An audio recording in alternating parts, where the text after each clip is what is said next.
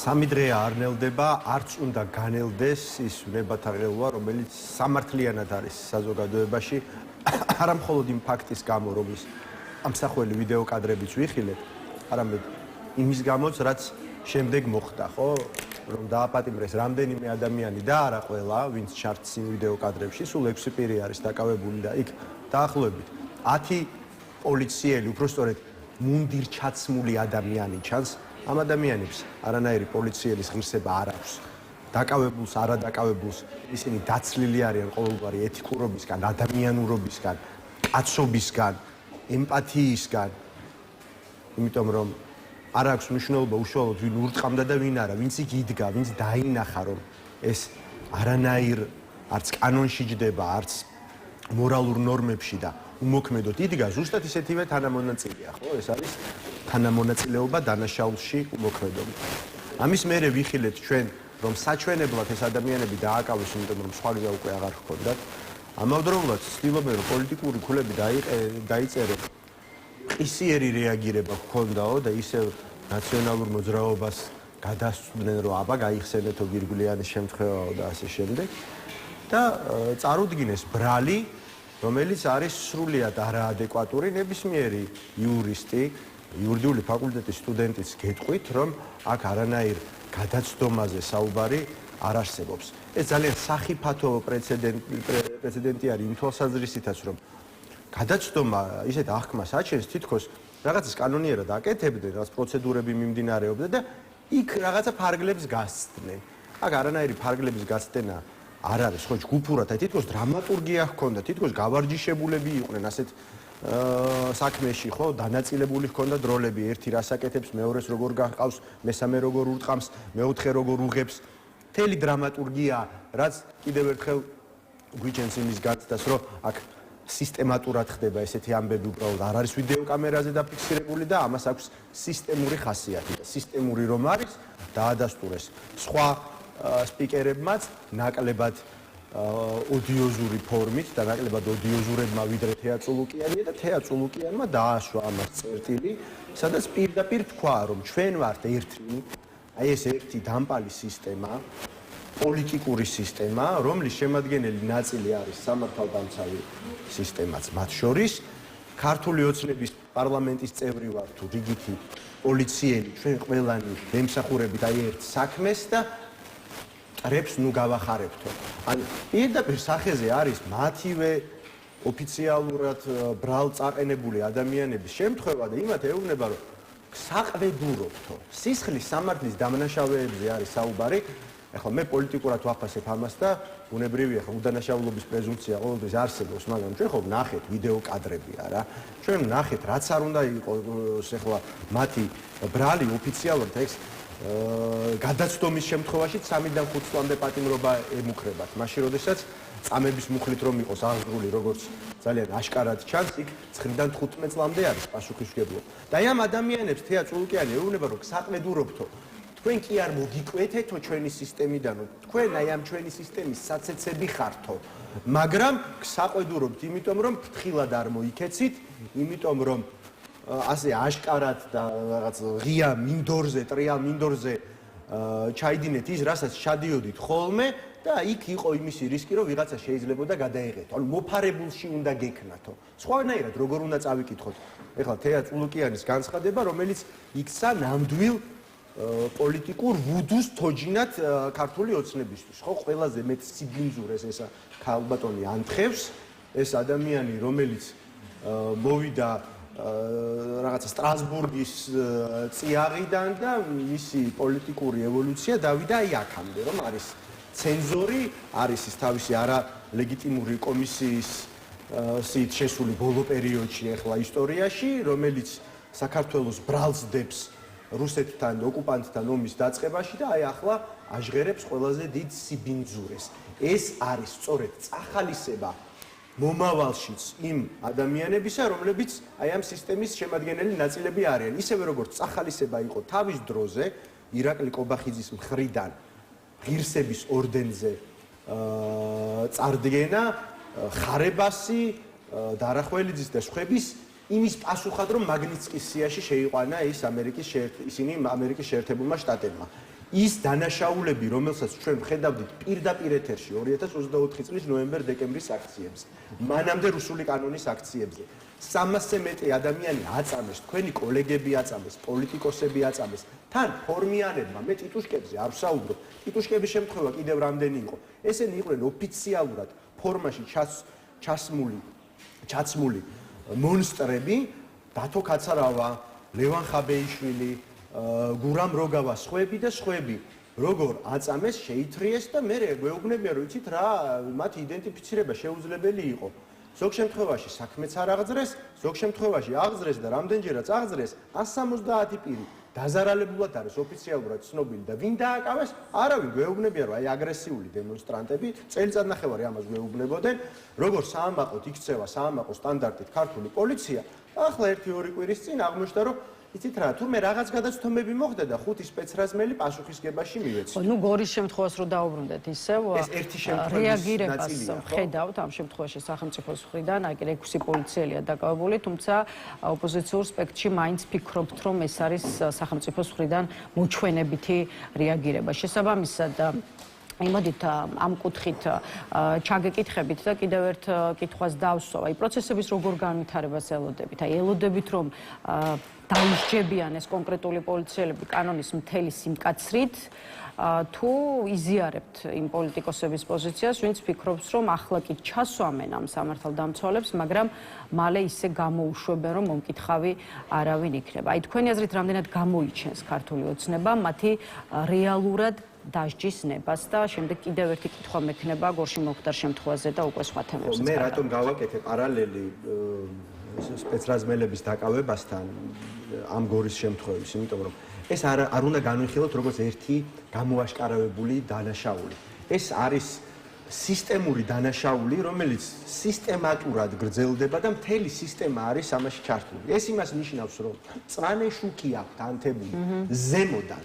ანუ ქართული ოცნების ხელმძღვანელი პირებისგან ზოგ შემთხვევაში ასრულებენ კონკრეტულ დავალებებს, ზოგ შემთხვევაში უბრალოდ ნებართვა აქვთ რომ იმოქმედონ ისე როგორც მოესურვებათ, უფრო ჟარგონულად რომ ვთქვათ, როგორც მოეპარიანებათ და როგორც მინიმუმ აქვთ დუმილი. ანუ თუ კი მწვანე შუქი აქვთ, მაშინ ლოგიკურად კიდევ ერთი კითხვა ჩნდება ახლა რატომ ღა დააპატიმრეს? ძალიან მარტივი არის ამაზე პასუხი, იმიტომ რომ შემთხვევით აღმოჩნდა ეს ფაქტი ვიდეოზე გადაღებული და თანამედროვე სამყაროში ძალიან მარტივად ვრცელდება ესეთი ტიპის ვიდეოები სოციალური ქსელით.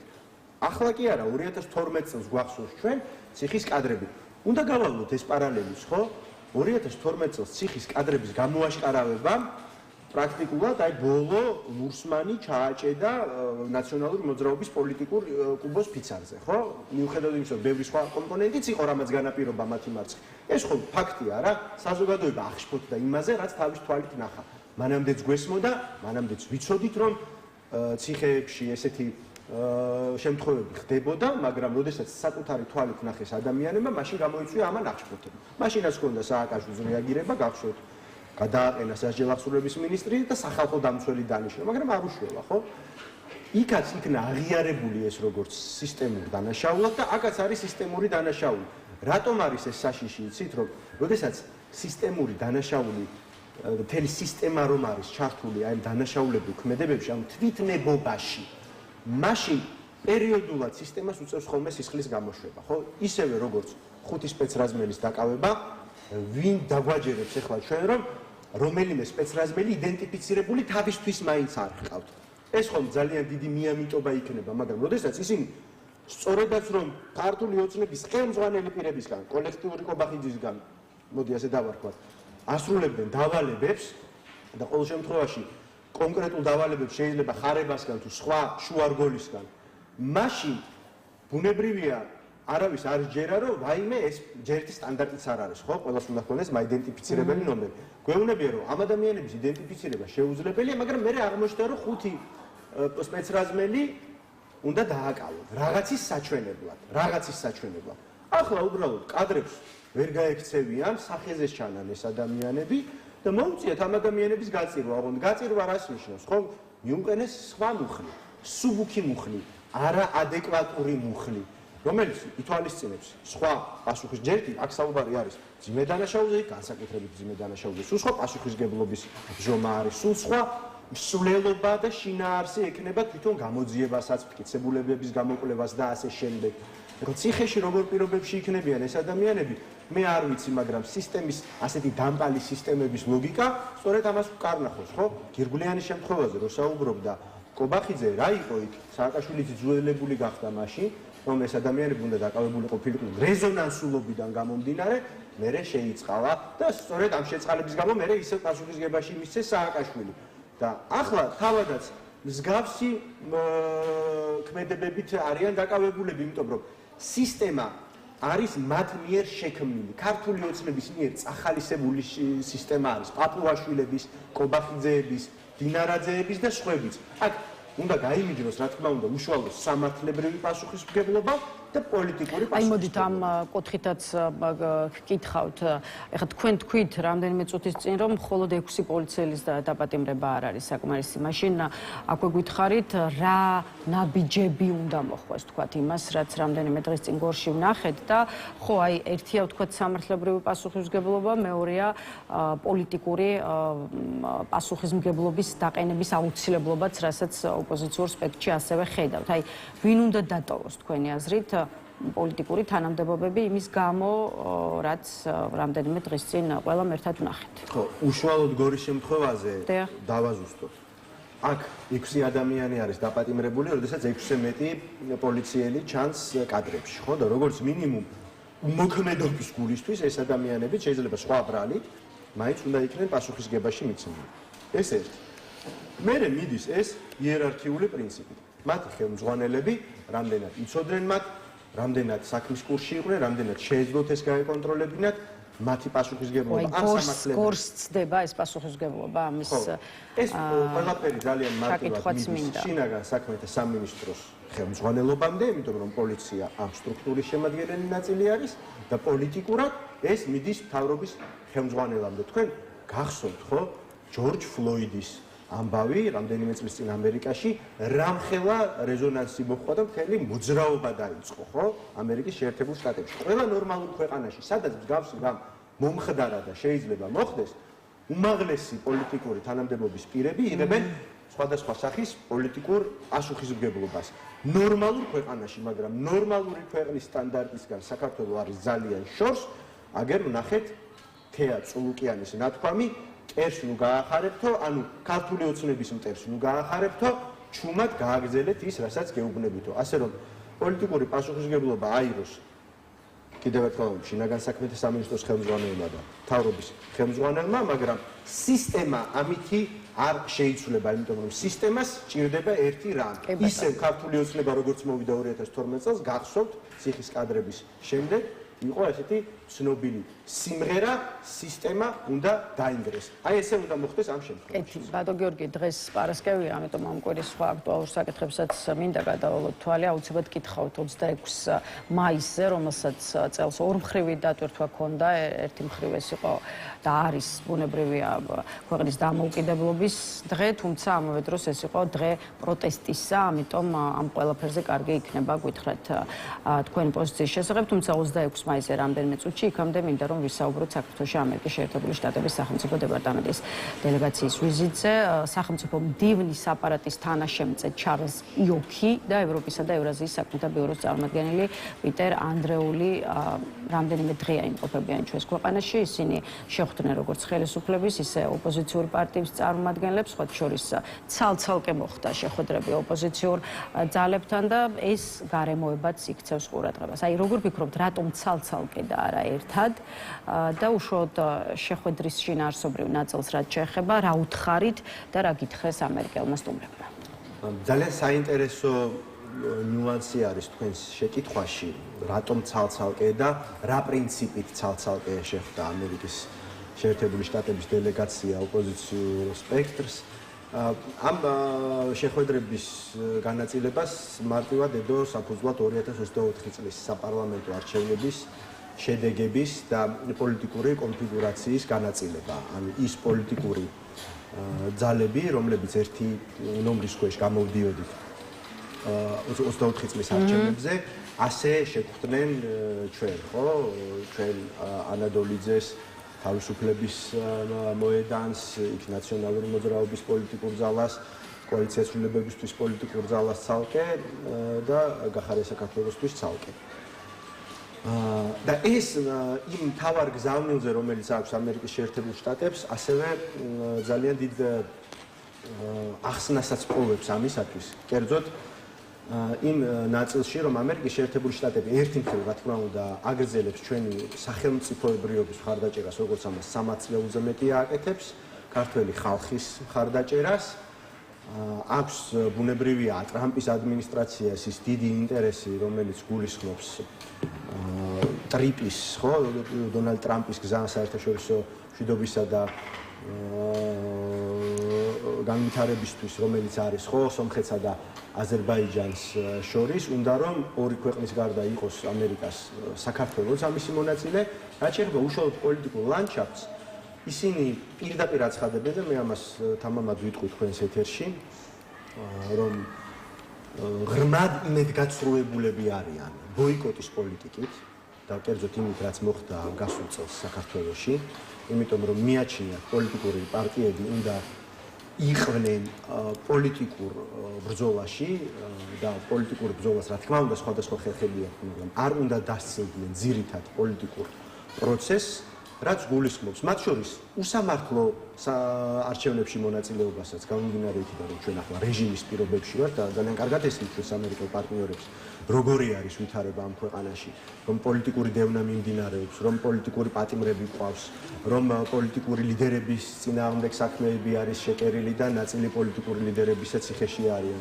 ეს ყველაფერი მათ ძალიან კარგად ესმის, მაგრამ მიაჩნიათ, რომ ხალხის წარმომადგენლობა არის მნიშვნელოვანი. ანუ ოპოზიციურმა ძალებმა თქვენი ინფორმაციით ბოიკოტის მომხრე ოპოზიციურმა პარტიებმა ერთგვარად შტატების უკმაყოფილება მოისმინეს შესაბამის საკითხზე. მე გეუბნებით ის, რაც მოვისმინეთ ჩვენ და მე არ მგონია, რომ სხვადასხვა პოლიტიკური გზავნილი ჰქონდეთ ახლა დელეგაციის წარმომადგენლებს, იმიტომ რომ ამერიკის შეერთებულ შტატებს აქვს კონკრეტული პოლიტიკა და იმ პირებს, ვინც არიან დელეგაციის წევრები, აქვს შესაბამისი მანდატი. მათ თქვენს სიტყვასიტყვით არიან ღრმად იმედგაცრუებულები ბოიკოტის პოლიტიკით, ზოგადად და მიაჩნიათ, რომ პოლიტიკურმა პარტიებმა უნდა მიიღონ მანდატი ხალხისგან, რათა ისაუბრონ ხალხის სახელით, როგორც ქვეყნის შიგნით, ასევე ქვეყნის სტრატეგიულ პარტნიორებთან, მათ შორის ამერიკის შეერთებულ შტატებთან. ეს გზავნილები ოპოზიციური სპექტრის მისამართით, რაც შეეხება გზავნილებს ქართული ოცნებისადმი მათ ძალიან კარგად ქვეყანაში შექმნილი ვითარების კონტექსტში რა პოზიციები მოისმინეთ და შეფასება არ არის უშუალოდ დაშორებული არის დასავლურ საგარეო კურსს და ამერიკულ საგარეო პარტნიორობას, როგორი საფრთხეც შეუქმნა ქართულმა ოცნებამ, ეს ყველას კარგად მოეხსენება. ბუნებრივია, მათ კარგად იციან, რომ საქართველოში დემოკრატიული სივრცე პრაქტიკულად გააქვთ ქართულმა ოცნებამ, რომ ადამიანის უფლებების მდგომარეობა არის ასე შეზღუდული და მე ვერ გეტყვით ახლა რა ისაუბრეს მათ და რა საუბარი ექნებოდათ მათ ქართული ოცნების წარმომადგენლებთან. მე შემიძლია ის გითხრათ, რა ჰქონდათ, რა საუბარი და რა გზავნილები ჰქონდათ ჩვენთან მიმართებაში. მათთვის მნიშვნელოვანია, რომ იმისთვის, რომ საქართველოს პირველ რიგში არა კონკრეტულმა პარტიებმა, არამედ ჩვენმა ქვეყანამ მიიღოს ამერიკის შეერთებული შტატების მხარდაჭერა, ამ ქვეყანაში არსებობდეს პოლიტიკური პროცესი და პოლიტიკური პროცესის კონტურები. ამ პოლიტიკური პროცესის კონტურებისთვის მნიშვნელოვანია, რომ ყველა აქტორი, მათ შორის პოლიტიკური პარტიები, თავიანთი პასუხისმგებლობის ფარგლებში მონაწილეობდნენ ყველა პოლიტიკურ პროცესში, რომელიც ამ შემთხვევაში უდრის პოლიტიკურ ბრძოლას, იმიტომ რომ რეჟიმთან პოლიტიკური პროცესი შეიზღადის მხოლოდ და მხოლოდ ბრძოლაზე. როგორც ჩვენ ვიძახდით ამას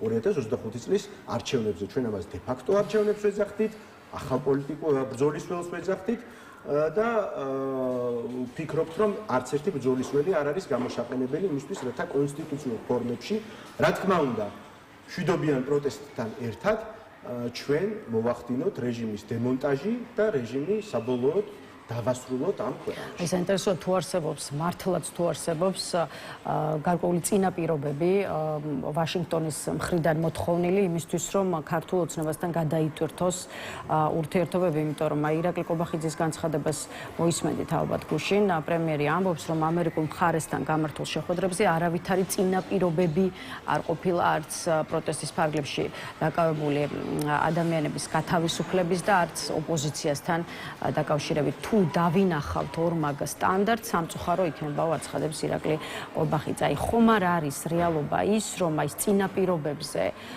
ქართული ოპოზიცია უფრო, ასე ვთქვათ, ბევრს საუბრობს, ვიდრე ვაშინგტონი და მეორე მხრივ აი ხომ არ უნდა ვივარაუდოთ, რომ თუ კი ქართული ოცნება დაინახავს და აი როგორც კი ქართული ოცნება დაინახავს, რომ წინაპირობებზე იწყებს საუბარს ტრამპის ადმინისტრაცია, მასთანაც ანალოგიურად დაასრულებს კომუნიკაციას და ურთიერთობას, როგორც ეს მოხდა, ვთქვათ, ბაიდენის ადმინისტრაციის და აქეთ ევროპაში უკვე ბრიუსელთან მიმართებაში. ხო, ბაიდენის ადმინისტრაციის დროს და ყოველ შემთხვევაში ადმინისტრაციის ბოლო პერიოდში როგორც დაასრულა ქართულმა ოცნებამ ძალიან კარგად ვნახეთ, რომ სტრატეგიული პარტნიორობა გაგვიუქმდა ამერიკის შეერთებულ შტატებთან, რომ დასანქცირდა უამრავი ადამიანი, მათ შორის დასანქცირდნენ მაგნიცკის სიაში იყვნენ შეყვანილები, უმაღლესი თანამდებობის პირები და სხვა მაღალჩინოსნები, თვითონ ბიძინა ივანიშვილი, რომ ამერიკული სანქციების ქვეშ არის, ძალიან კარგად უნდა ახსოვდეს, ახლა მე მინდა შევახსენო საზოგადოებას, ბევრს ავიწყდება, რომ ბიძინა ივანიშვილი თავად არის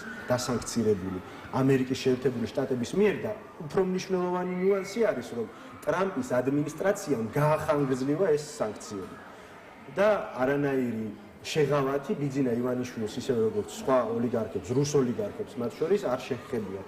შესაბამისად, ასეთი მარტივი ქართული ოცნებისთვის ეს ნამდვილად არ და ვერ იქნება.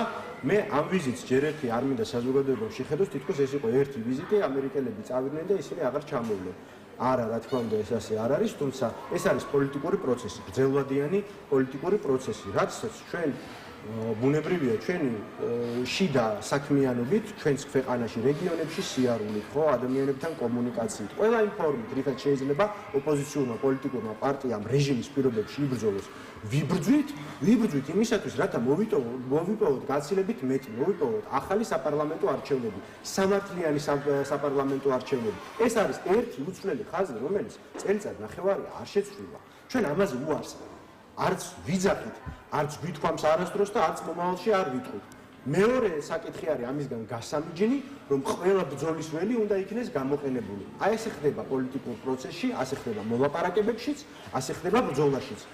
მესამე მიმართულება რეგიონებში სიარულთან და მშვიდობიან პროტესტთან ერთად არის, რა თქმა უნდა, ჩვენს საგარეო პარტნიორებთან მუშაობა, როგორც არის ევროკავშირი და როგორც არის ამერიკის შეერთებული შტატები. დიდი იმედი გვაქვს, რომ იმ საგარეო წნეხით, რომელსაც ამდენი ხნის განმავლობაში ახორციელებს, ხო და ისევ ქართული ოცნების შეცდომებიდან გამომდინარე იზოლაციაში რომ მოიქციეს საკუთარი თავი და სამწუხაროდ ქვეყანაც, მივახცევთ იმას, რომ მეტი ჩვენი ამოცანა რომ მივახციოთ მეც და მეტი დავანწრობთ ამერიკასთან მუშაობის კონტექსტში კიდევ ერთი და შემდეგ 26 მაისზეც ვისაუბროთ. რაც შეეხება სამხრეთ კავკასიით ამერიკის შეერთებული შტატების დაინტერესებას და მათ შორის ინტერესს უშუალოდ საქართველოსთან მიმართებაში. აი ამ ჭრილში პროცესების როგორ განვითარებას ელოდებით და რა შეიძლება მივიღოთ შედეგების სახით. აი მაგალითად გუშინ სწორედ სახელმწიფო დეპარტამენტის დელეგაციის წარმომადგენლებთან შეხვედრის შემდეგ ცალკეული ოპოზიციური პოლიტიკოსის განცხადება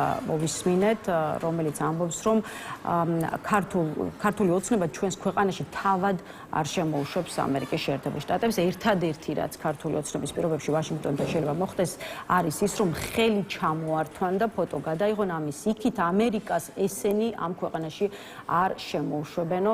აი ზურაბ ჯაფარიძე ფიქრობს ასე. რა საფუძველი შეიძლება ქონდეს მტკიცებას იმის თაობაზე, რომ ქართულ ოცნებას არ უნდა ამერიკა საქართველოში. მაშინ რა უნდა? ქართულ ოცნებას რა უნდა ერთი საკითხი არის და მეორე საკითხი არის ქართულ ოცნებას რა მოუწევს, ხო, ახლა იმას ვერავინ ვერ უარყოფს, რომ სანქციები არის ერთ-ერთი ყველაზე მნიშვნელოვანი რამ, რაც ბიძინა ივანიშვილს უშუალოდ აწუხებს, ხო? მისი ფინანსური უსაფრთხოება აწუხებს, ხო? ფაქტია.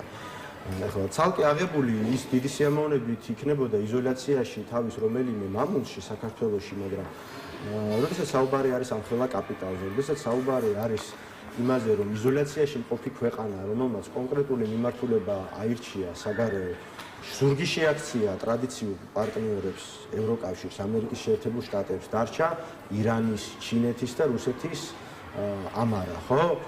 აქაც ხო იცვლება მდგომარეობა, ირანში რა სიტუაცია და ვითარებაა ვხედავთ, ჩინეთში აგერ ამერიკის შეერთებული შტატების ამხელა ვიზიტი იყო ცოტა ხნის წინ და რუსეთს ისე არ მისდის საქმე უკრაინის ფრონტზე განსაკუთრებით, როგორც ეს თავდაპირველი გათვლა ჰქონდა ივანიშვილს, ხო? შესაბამისად, მისი ინტერესები და ინტერესებზე ფეხ ადგმული მისი ნაბიჯები ბუნებრივია რომ ცვალებადია. სრულ იზოლაციაში ვერც ერთი სახელმწიფო, ვერც ერთი პატარა სახელმწიფო და ისეთი სახელმწიფო, რომელსაც არანაირი სხვა რესურსი, სხვა ბერკეტი საგარეო პოლიტიკაში, სხვა წონა არ გააჩნია, როგორიც საქართველოა, ხო? დიდხანს ვერ იარსებებს, მას სჭირდება რაღაცა ორიენტირი. შესაბამისად, ეს არის ძალიან კომპლექსური საკითხი და ივანიშვილს ისევე როგორც ნებისმიერ სახელმწიფოს მოუწევს ამერიკის შეერთებული შტატებისთვისაც ანგარიშის გაწევა, ხო? თუ არა და ამ ყველაფერს აქვს პოლიტიკური ფასი. ამერიკის შეერთებული შტატები არ არის რუსეთივით ველური სახელმწიფო, რომელიც ისეთ ფორმებს იყენებს, როგორცაც იყენებს რუსეთი, ხო? ამერიკის შეერთებული შტატები არის დემოკრატიული სახელმწიფო, მსოფლიოში დემოკრატიის და მშვიდობის გარანტი, შესაბამისად, მას აქვს სხვა მეთოდები და სხვა ხერხები. დააზიანებს უფრო მეტად საქართველოს ივანიშვილის ანტიამერიკული პოლიტიკა.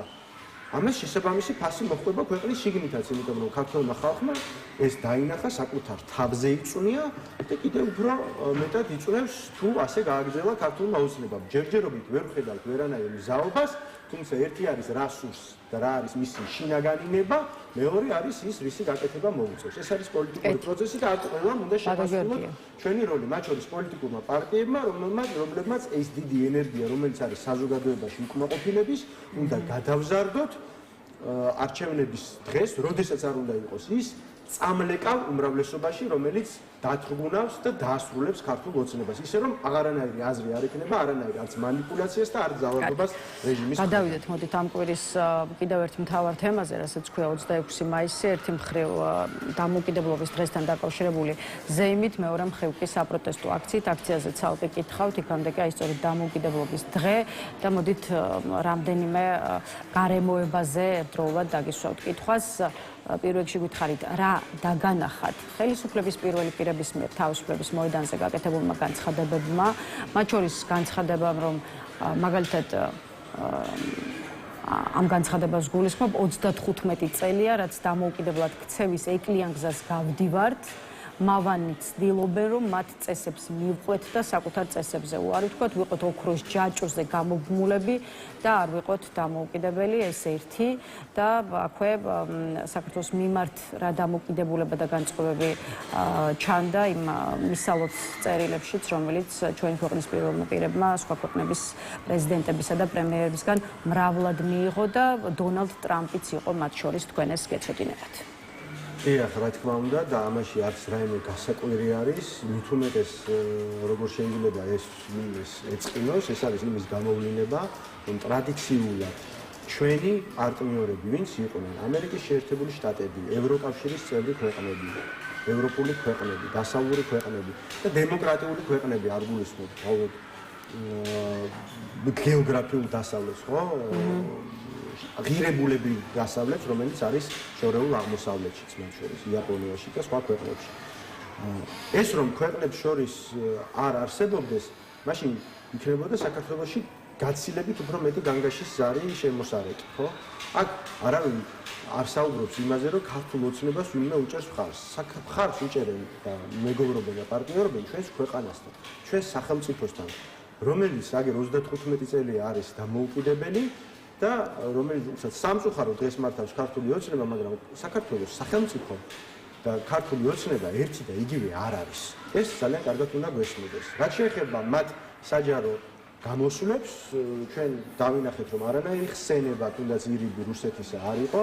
ცდილობენ ახლა კაპიტალიზებას სარწმუნოებაზე, წელს დაემთხვა ისევ რომ საეკლესიო სწავლებით 1700 წელი არის საქართველოში ქრისტიანობის სახელმწიფო რელიგიად გამოცხადებიდან 326 წელს მოხდა, თუმცა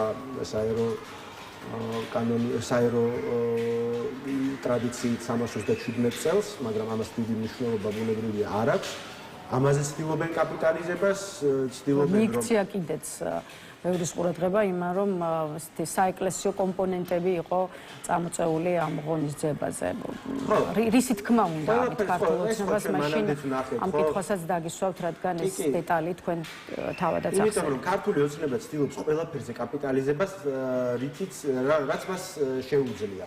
მაგრამ ჩემი აზრით ეს მას აღარ გამოსდის. ხო, თავის დროზე ის მასშტაბური აქციები რომელიც მიწერასაც ცდილობს, ხო 17 მაისს გამოსული მრევლის მთლიანად თავის ელექტორატად წარმოჩენას რომ ცდილობს და იმდენად შორს წავიდნენ რომ უწმინდესი და უნეტარესის ილია მეორის პანაშვიდებზე სამებაში მისული ხალხი მთელი საქართველო რომ ჩავიდა ცდილობენ რომ წარმოაჩინონ ქართული ოცნების მხარდამჭერებად. როდესაც მთელი ერი იქ მივიდა და კარგად ვნახეთ ის დამკრძალავი ცერემონიის პერიოდში როგორ ეს გადაკეტეს მთლიანად ყველაფერი არ მიუშვეს არავინ არა მხოლოდ პოლიტიკური სპექტრიდან არამედ საერთოდ განსხვავებული აზრის მქონე საზოგადოებრივი სახეებიც ხო საზოგადოებისთვის ცნობილი საყვარელი მომღერლები ხელოვნები და ასე შემდეგ მხოლოდ და მხოლოდ რაღაცა აი ქართული ოცნება ჩაკეტილი ცერემონია მაგრამ ეს ძალიან კარგად დაინახა ყველამ თავის ლუსტრაცია მოახდინეს ეს ერთი ასევე ეს შეეხებოდა 26 მაისის აღნიშვნასაც და ყველაფერზე კაპიტალიზებას ოღონდ რუსეთის არ გაღიზიანებასთან ერთად. ბატონო გიორგი, რადგან დამოუკიდებლობის დღეზე ვსაუბრობთ, ერთი კითხვა იმედის ქარჯზეც უნდა დაგისვათ, იმიტომ რომ აი ზვიად გამსახურდიასა და მერაბ კოსტავას გვერდით ბიძინა ივანიშვილის გამოსახვამ საზოგადოებაში დიდი რეაქცია გამოიწვია, ნაწილი ამაზე აღშფოთდა, თუმცა ნაწილმა ბევრი იცინა, მაგრამ აი ამ რეაქციების მიღმა საინტერესოა რა უნდა ყოფილიყო ამ ქარდის, ასე ვთქვათ, ძირითადი მიზანი. აი საზოგადოების რა სეგმენტზე იყო გათვლილი თქვენი აზრით მესიჯი, რომ ბიძინა ივანიშვილსაც თანაზომადი როლი მიუძღვის საქართველოს დამოუკიდებლობის უზრუნველყოფაში, როგორც ეს ვთქვათ, ზვიად გამსახურდიას და მერაბ კოსტავას ბრძოლის შედეგია და აი ბევრმა კი იცინა, თუმცა ხალხის რა ნაწილზე შეიძლება ამ მესიჯმა იმუშაოს. დიდი მადლობა ამ შეკითხვისთვის. ამის ხსენება მინდოდა წინა კითხვის პასუხთან ერთადაც და კარგია რომ ცალკე გამოვყავით. ეს არის როგორც საეკლესიო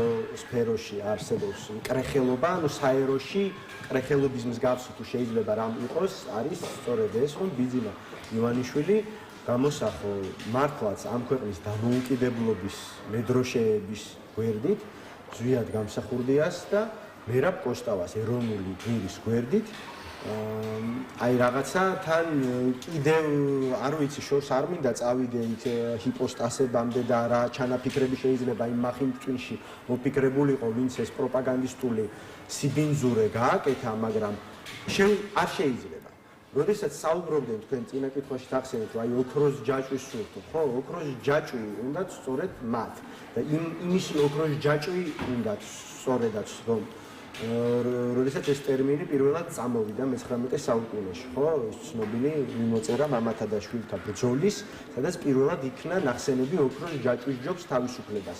ვის ოქროს ჯაჭვზეც მე-19 საუკუნეში იყო საუბარი, იმის ოქროს ჯაჭვი უკეთია ყველას ძეწყვათ ქართული ოცნების პირობებში დღეს.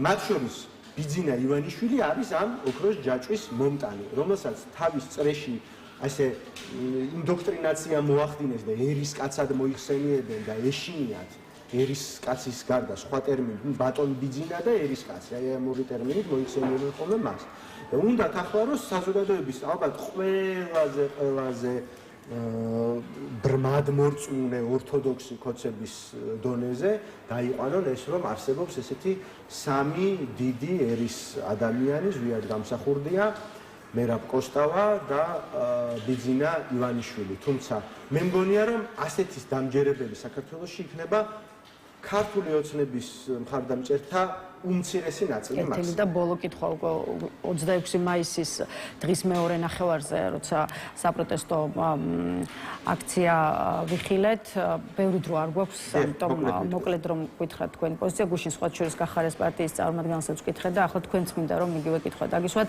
აი რა პრობლემა იყო რომ რუსთაველის გამზერზე ლელოც დგარიყო ამ დღეს ხალხთან ერთად. თქვენს პოლიტიკურ ძალას გულისხმობ, აქამდე ქონდათ პოზიცია და ფიქრობთ რომ საპროტესტო კომპონენტს ძალიან დიდი მნიშვნელობა ქონდა ხელისუფლების წინააღმდეგ ბრძოლის პროცესში. აი რა შეიცვალა? ახლა რატომ გაქვთ ამის საწინააღმდეგო პოზიცია? არაფერი შეცვლილა და არათუ ქონდა ეს პოზიცია გვაქვს და ამ პოზიციას ძალიან აქტიურად უჭერთ მხარს. ჩვენ მონაწილეობთ იმ დიდ საპროტესტო მოძრაობაში, რომელიც ამ ქვეყანაში წელიწად ნახევარზე მეტია უკვე არსებობს. 26 მაისს გამოვიდა ბევრი ხალხი და მე მინდა მადლობა უთხრა თითოეულ მოქალაქეს, რომელმაც აჩვენა დანარჩენ მოქალაქეებსაც და ქართულ ოცნებას პირველ რიგში, რომ ის პროტესტი არ გამქრალა, რომ პროტესტი არ გამწყდარა და ვერანაირი ხელოვნური ბარიერები, დრაკონული ანტიკონსტიტუციური კანონებით, ტროტუარზე დგომის გამო დაკავებებით და ასე შემდეგ